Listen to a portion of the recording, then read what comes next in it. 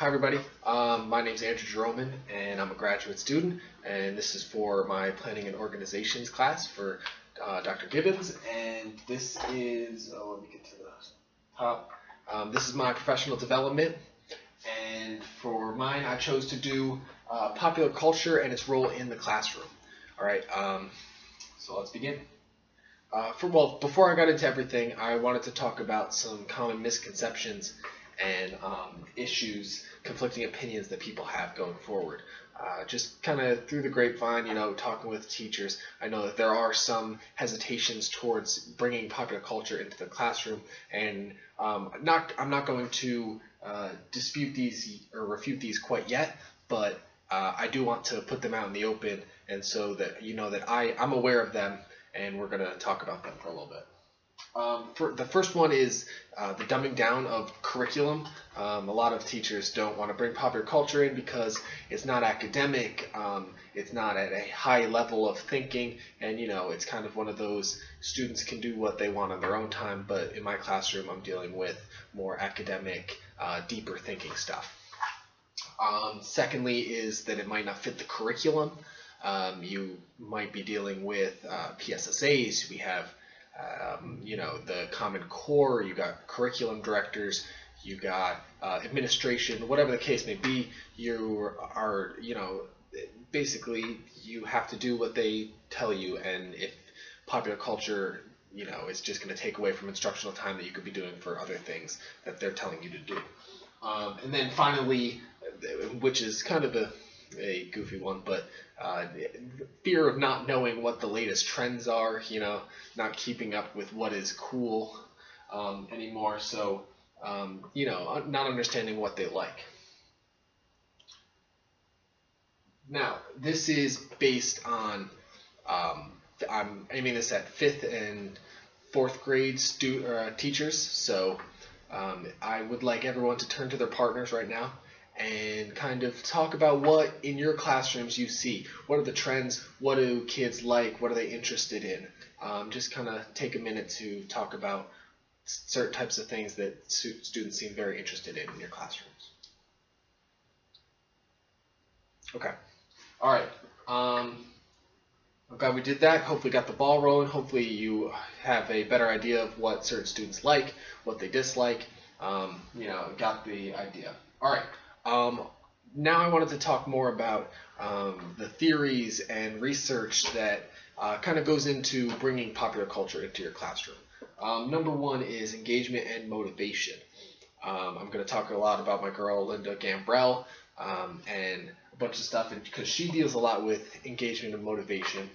And I have a quote here. It says, across all 64 counties participating in the program for international student assessment, students who enjoyed reading the most performed significantly better than students who enjoyed reading the least. And this might seem like it's, self-evident and that we don't need to do it, but it is a very important thing to know that students who like reading and generally enjoy reading and end up reading more are better readers, and students who don't like reading end up becoming lesser readers, and it's correlative. So we as teachers need to work on making sure that we're getting them to like it and getting them to enjoy reading. We gotta pique their interest, and the fact of the matter is that it's a difficult thing to do, but that's why we're here. That's what we're talking about. So I'd also like to talk about motivation.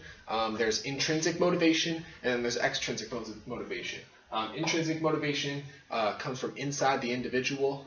All right, it is described as, it comes from the pleasure one gets from a task itself, or from a sense of satisfaction in completing or even working through a task. So you are doing something not because you're looking for something else, some other reward. You're doing it because you are generally interested in the activity. You're generally interested in learning. Extrinsic motivation is the opposite. It is an extrinsic motivator coming outside of an individual. This focus on rewards such as money, fame, grades, etc. Praise is even one too. So what we're trying to do as teachers, we're always trying to make our lifelong learners out of our students. And so we need to figure out how we can encourage students to work hard and enjoy academic things that they're doing, but how do we get them to do that without having to give them lollipops or candy or whatever else, tickets? We'd like them to be learning not because we're asking them to, but because they like learning. We're not always going to be there to be watching them, making sure they're doing their homework, making sure they're reading. So we need to make sure that we're cultivating a student who can go outside of our classroom and still be a learner. So intrinsic motivation is greater than extrinsic motivation in ours. And the problem with intrinsic motivation is it's very hard to quantify. It's very hard to get that out of your students, but that's our goal. All right, so my question to you, again, I'd like you to turn to your partner, maybe a different partner this time, but how do we promote intrinsic motivation within our classrooms? All right. What are some things that you might be doing already? What are some, maybe if you don't know, then this is a great job, then I'm very glad you're here. But what are you doing? Turn to a partner, talk about how you work on getting your students intrinsically motivated.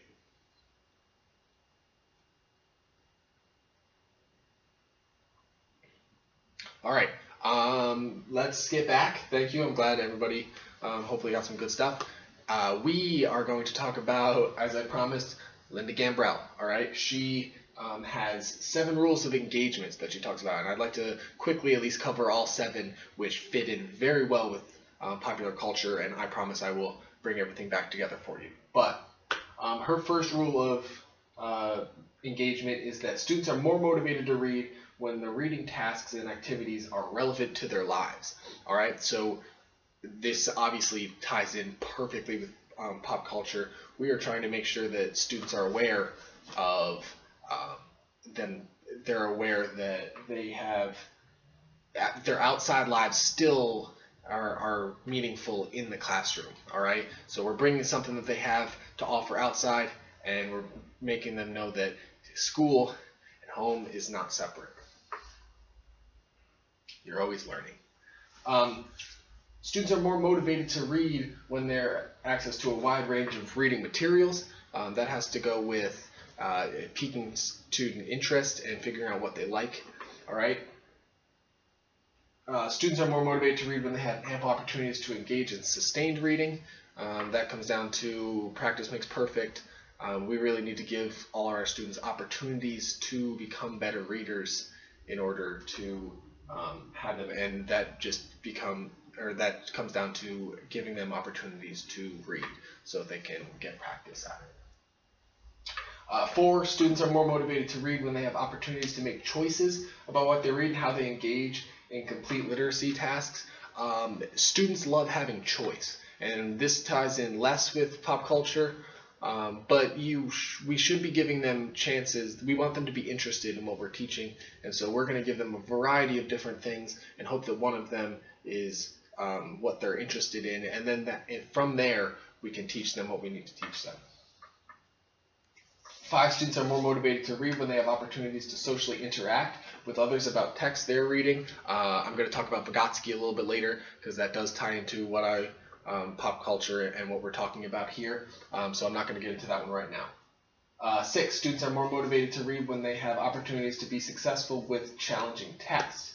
Students are always trying to challenge themselves. In fact, challenge is an intrinsic motivator. Students you don't want to be putting them in a frustration level. We want to be giving them the instructional level, but if things are too easy for them, they're going to lose interest and zone out, and then you're going to not be reaching the students that you are trying to reach. And finally, students are more motivated to read when classroom incentives reflect the value of importance of reading. I have Literacy Day, I have National Poetry Month, but the fact of the matter is that we're trying to instill in our students as English teachers, or even as regular teachers, we still need good readers and writers. And the fact of the matter is that if we are using rewards that reflect a value of reading, then we're going to have better things than having a disconnect. Giving ice cream for a student who reads the most books, that's not what we're looking for. There's a disconnect there that we don't want. All right, and I promised Vygotsky, he's here. His biggest thing is social interaction. Students learn best through working and talking with other students.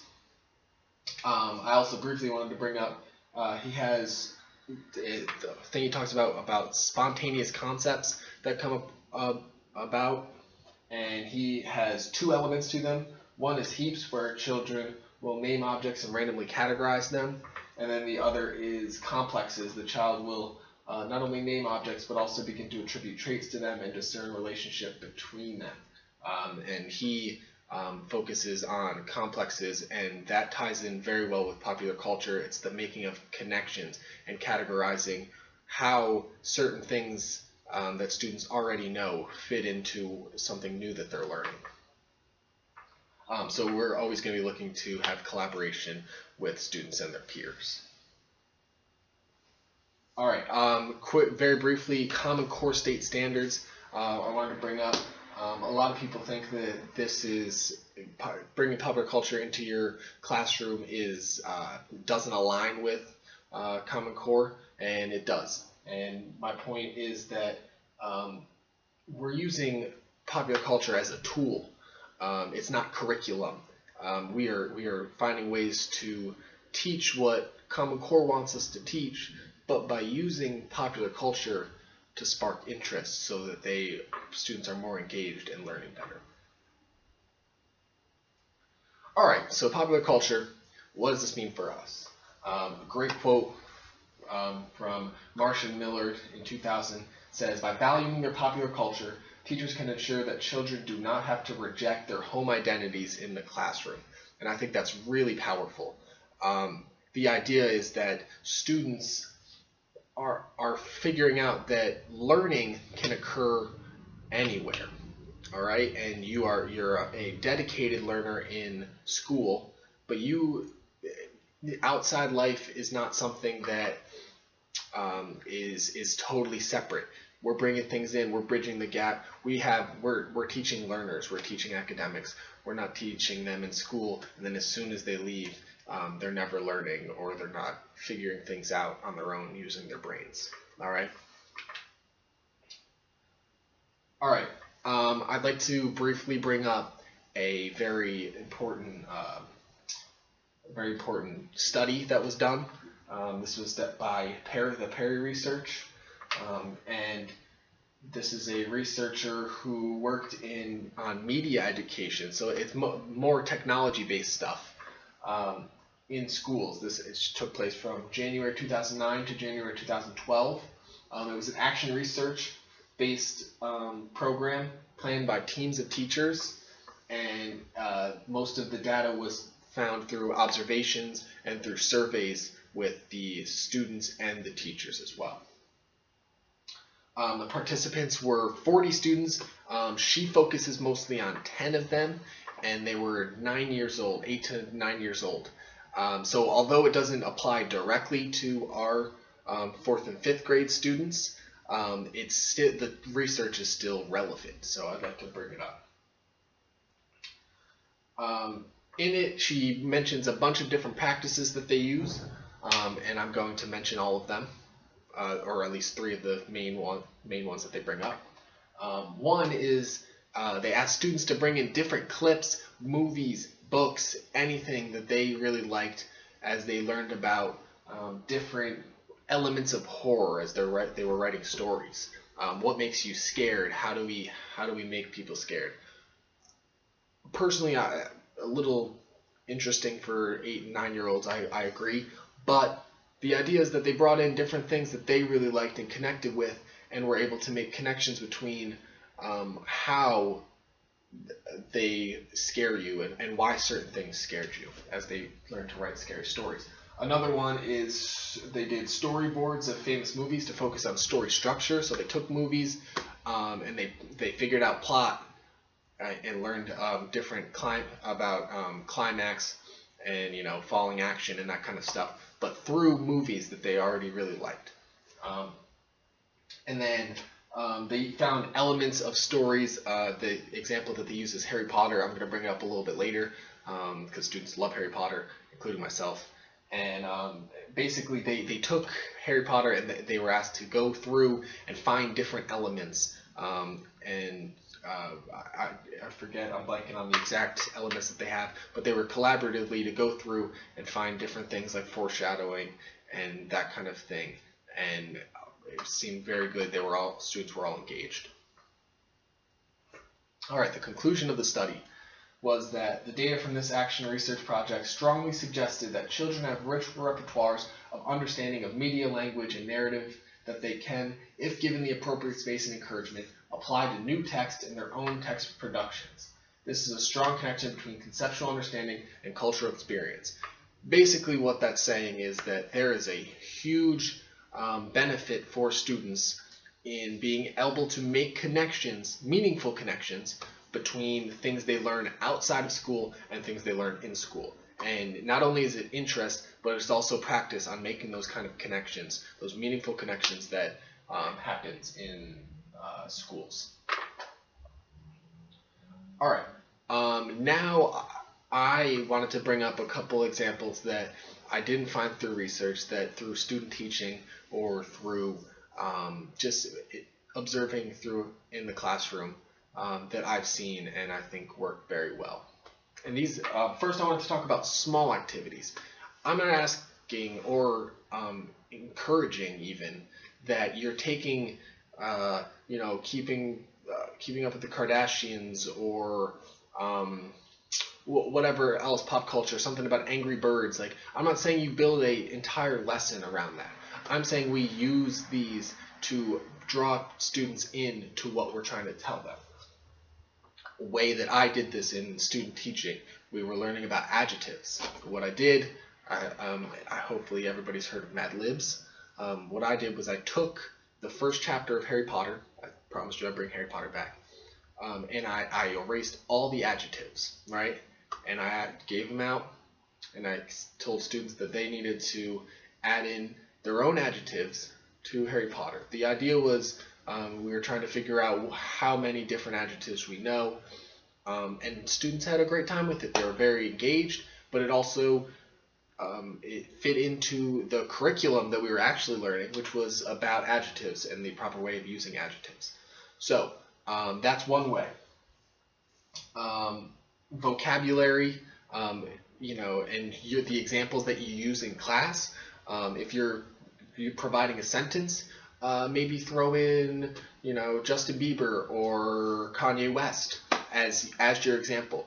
Doesn't change anything that you're doing. It's just drawing in students. They sometimes will laugh because how funny is it that Mr. Jeromen knows who One Direction are. But also it just draws them in. It makes them be aware that of what you're teaching, and then you can actually teach them something meaningful. Discussions are another big thing. Social media is another thing. I'm talking, you can use Facebook or Instagram, Twitter, whatever the case may be, but it's a way of keeping in touch with your students. It's a way of parlaying information to them when they are home and not with you in the classroom. And students love utilizing technology, so why would we not use technology as much as we possibly can? And it's an easy way to stay connected. Current events is another one to use. It kind of provides a commonality between students and teacher. And it also relates to their everyday lives. If you can get something that they're interested in that's happening right now that's important, then they're going to be more interested in what you're teaching. They're going to be more motivated to learn.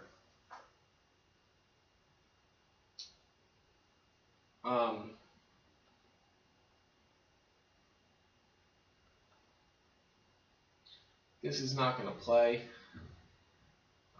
Technical difficulty, but I wouldn't play for you all of it anyways. It's 5 minutes long, but really, if you are interested, please look in my my presentation, but it is a 5-minute news clip about a English teacher who uses hip hop and rap to teach poetry, and he has rap battles with his students. And it's a very interesting. Students are so engaged, but they're also learning very key things about rhyming and about just writing and understanding that poetry can be cool. The idea is teaching that that poetry or rap and hip hop are a form of poetry, and so the idea is trying to bridge the gap between students and making something cool that what they're learning academically.